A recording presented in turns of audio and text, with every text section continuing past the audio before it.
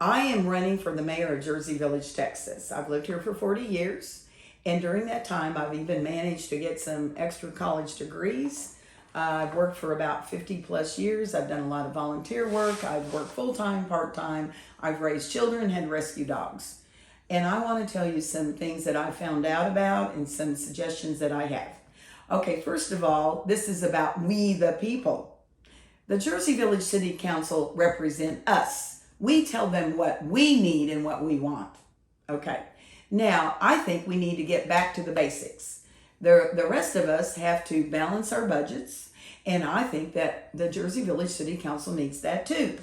Now, I have been trained in process improvement. I did that, had found out about that when I was working as a nursing instructor, and in addition to that, Bill Beasley, who is a mechanical engineer, taught me about process improvement. So I see a lot of areas where we can improve. And I found out a lot of things in the last 3 years. Now, for instance, what I would recommend that we always do best practices. And the flooding there was a flood study, as I understand it, by Brooks and Sparks, and it was almost 2 decades ago. Now, why has it taken almost 20 years to finally do what that Brooks and Sparks recommended? And then, of course, Dan and Bob Engineering Company repeated that study. We still need to look at the root cause of why we have flooding. From what I have found out, it appears that the root cause has to do with maybe that when the Harris County Toll Road Authority finished up the toll road around here, that's when it started, because I think we're sort of in a bowl. Now, I think we need to look at the root cause. I think that this idea where we elevate some houses, and I think that's an eyesore in my opinion. A lot of people agree with me. Now, another thing that concerns me is what I call transparency.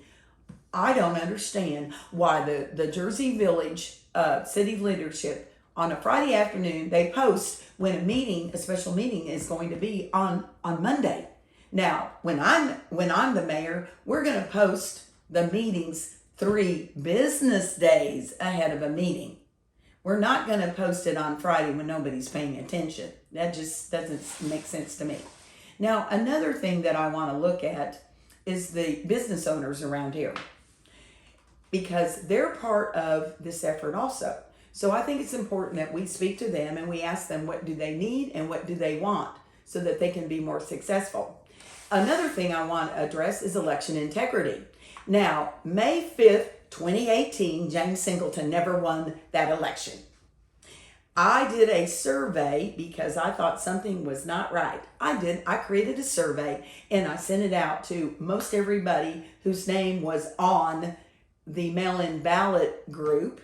And I sent it out. I had quite a great response, because I included an envelope with a stamp and with the label of my address.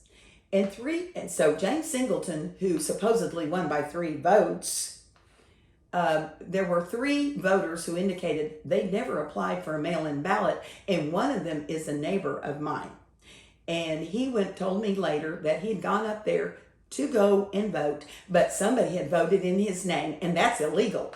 So I reported all of that to the State of Texas Election Division. A friend of mine was in the count room, and she saw some irregularities, and the election judge was allowing all kinds of things that were not okay to happen, including allowing James Singleton to be in the election site that day, which is a Class C misdemeanor. And then one of the people in the count room that day committed a Class A misdemeanor, and all of this got reported, and nobody seemed to have time to investigate. All right, so I don't understand why the Jersey Village City Council has reappointed that election judge. I and my friend, we reported all of this to the we reported this to the election division. We contacted the chair of the Harris County Republican Party. I've also reported all of this to the state chair currently of the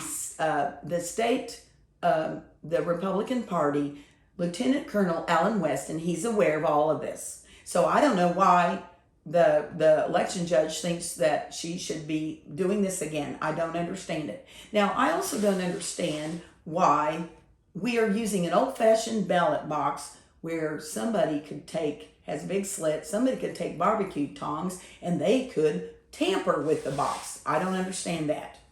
Now, another thing that has been a burden to me is that Eric Forster, the previous chief, was fired a year ago, October, and I put his termination letter on my website. There was a very high turnover in the police department, and I was horrified to learn that he appeared to be like a tyrant to his staff, and he was butting heads with department leadership in Jersey Village. And he worked for us for 9 years. Everybody paid his salary. Why was this allowed? Because why? He was a revenue source? I don't understand. And I found out that one of the employees named Veronica Johnson filed a suit against the city, and she won, and it had to do with Eric Forster. And that's expensive to keep having people filing lawsuits. Now, I also want to speak to the problems with the golf course.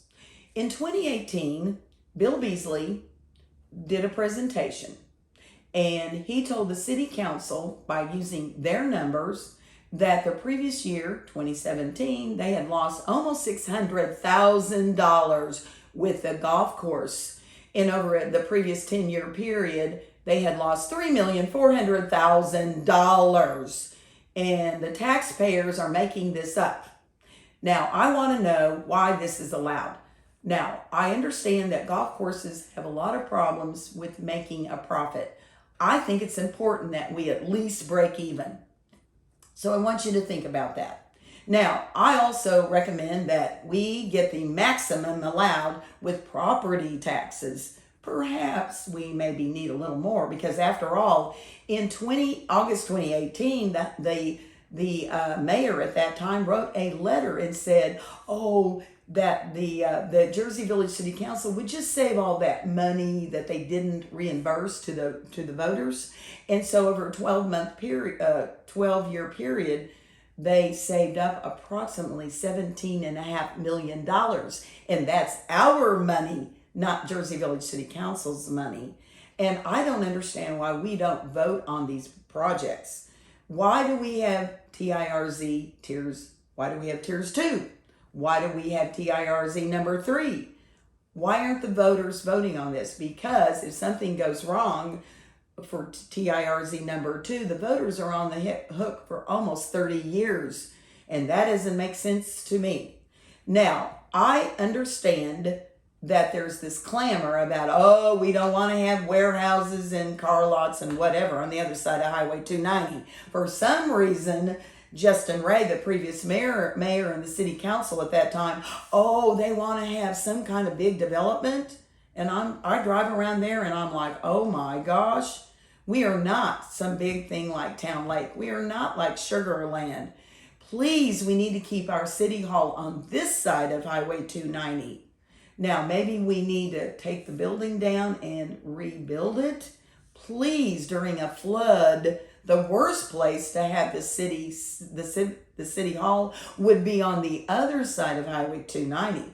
How in the world would we get over to take care of the citizens? How would we coordinate? How would we? Now, when I ran for Jersey Village City Council, I developed an emergency preparedness flyer, and I've given it out. It's on my website.